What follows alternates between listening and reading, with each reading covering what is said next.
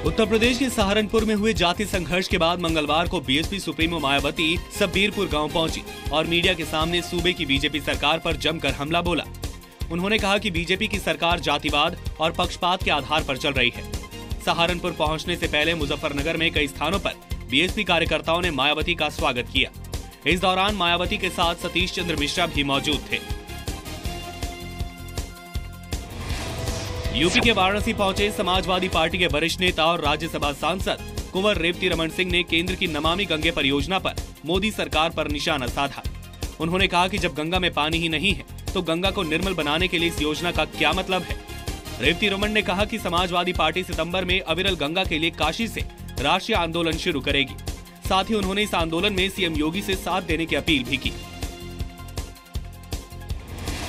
उत्तर प्रदेश के फिरोजाबाद में 3 स्कूली लड़कियां अपने पिता से ही जान को खतरा बताते हुए धरने पर बैठ गईं। इनकी मांग थी कि प्रशासन इनकी सुरक्षा करे।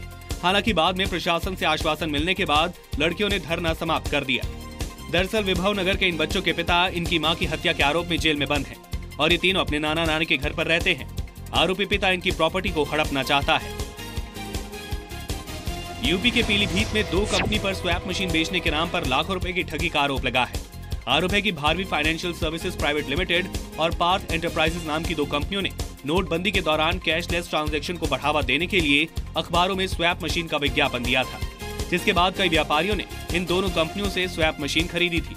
लेकिन व्यापारियों का आरोप है कि मशीन से ट्रांजैक्शन करने पर रुपए जालसाज कंपनी के खाते में जा रहे थे। व्यापारियों की शिकायत के बाद पुलिस ने मामला दर्ज कर लिया है, लेकिन ठगी करने वाली कंपनी शहर छोड़कर भाग चुकी है। नैनीताल हाईकोर्ट के आदेश के बाद रामनगर प्रशासन ने सरकारी जमीनों से अवैध कब्जे को हटाना शुरू कर दिया है। रामनगर प्रशासन ने पुछड़ी गांव से 36 परिवारों को हटा दिया है। ये लोग सरकारी जमीन पर गैर कानूनी तरीके से मकान बना रहे थे। नैनीताल हाईकोर्ट ने एक जनहित याचिका पर सुनवाई करते हुए अवैध कब्जे को हटाने का आदेश दिया था। पंजाब के फिरोजपुर रेलवे स्टेशन पर पुलिस की मजदूरों से झड़प हो गई। ईंट पत्थर से पुलिस पर हुए हमले के बाद पुलिस ने लाठीचार्ज किया और आंसू गैस के गोले दागे। हाईकोर्ट के आदेश के बाद एफसीआई में लोडिंग और अनलोडिंग में बाहर से मंगाए गए मजदूरों का स्थानीय मजदूर विरोध कर रहे थे। इसी को लेकर झड़प हुई। WWE चैंपियनशिप में भारतीय मूल के जिंदर महल ने 13 बार के चैंपियन रहे रैंडी ऑर्टन को हराकर इतिहास रच दिया है। ग्रेट खली के बाद जिंदल दूसरे भारतीय हैं जिन्होंने ये खिताब अपने नाम किया है। 30 साल के रेसलर जिंदर महल का असली नाम युवराज सिंह ढेसी है। जिंदर भारतीय मूल के कनाडाई रेसलर हैं, लेकिन उनका परिवार पंजाब के फिल्लौर से ताल्लुक रखता है। चंडीगढ़ की सुखना लेक में पानी कम होता जा रहा है। इससे वहां के निवासी और सैलानी काफी चिंतित हैं। 6 साल पहले ही हाईकोर्ट ने सुखना झील के रखरखाव का आदेश दिया था, लेकिन झील की हालत नहीं सुधरी। प्रशासन ने एक बार फिर एक कमेटी बनाई है। पंजाब में लंबे वक्त से नौकरी से गैर हाजिर रहने वाले कर्मचारियों पर सरकार ने सख्ती दिखाई है।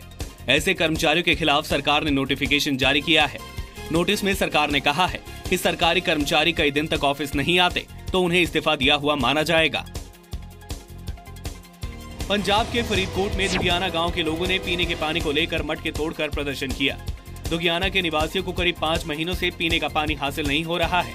गांव वालों के ऊपर 7 लाख का बिजली का बिल बाकी है, जिसके बाद प्रशासन ने इनके बिजली के कनेक्शन काट दिए हैं और इसीलिए पानी की भी किल्लत है।